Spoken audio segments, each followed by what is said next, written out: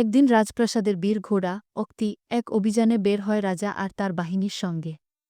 তারা পাড়ি দেয় পৃথিবীর সবচেয়ে ঘন বিপজ্জনক আর রহস্যময় বন আমাজন জঙ্গল।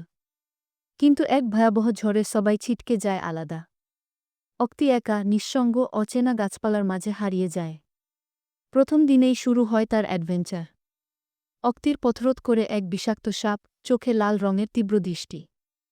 অক্তি পেছন হটে না। সে ছুটে গিয়ে লাফিয়ে সাপের গায়ে আঘাত করে।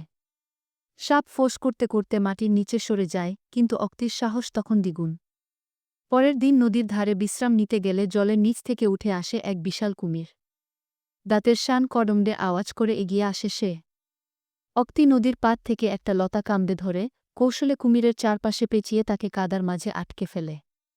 সে জানে শুধু শক্তি নয়, বুদ্ধিও দরকার। এক রাতে সে শুনতে পায় গভীর গর্জন, এইবার একটা সিংহ তার পথ আটকে দাঁড়ায়। কিন্তু অক্তি জানে পালালে চলবে না। সেই সিংহের চোখের দিকে তাকিয়ে দাঁড়িয়ে থাকে। অবাক হয়ে সিংহ পিছু হটে, এই সাহস তাকে সম্মান জানায়। এইভাবে বহুদিন পেরিয়ে একদিন এক পাহাড়ের গুহায় সে এক জিনোম জঙ্গলবাসী জাদুকর প্রাণী এর খোঁজ পায়। তার নাম ছিল নোরা। নোরা এক অর্ধঘোড়া অর্ধমানবী। সে কথা বলতে পারে, গাছের ভাষা বোঝে আর পশুদের মন পড়তে পারে। নোরা অক্তির গভীর দুঃখ অনুভব করে। তারা বন্ধু হয়ে যায়।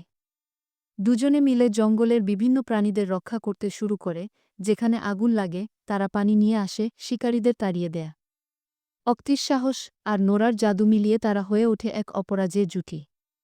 কয়েক বছর পর জঙ্গলের সব ঘোড়ারা একত্র হয় এক মহাসংকটে, একদল দুষ্ট শিকারী তাদের ফাঁদে ফেলেছে। অক্তি তাদের পাশে দাঁড়ায়।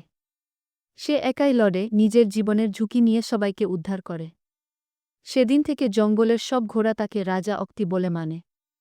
মাথায় তারা পাখার মুকুট তোলে, আর পাশে দাঁড়িয়ে নোরা, তার সঙ্গী, তার বন্ধু, তার সাহসের উৎস। অক্তি বুঝে যায় হারিয়ে যাওয়াটা ছিল আসলে নিজের পথ খুঁজে পাওয়ার শুরু।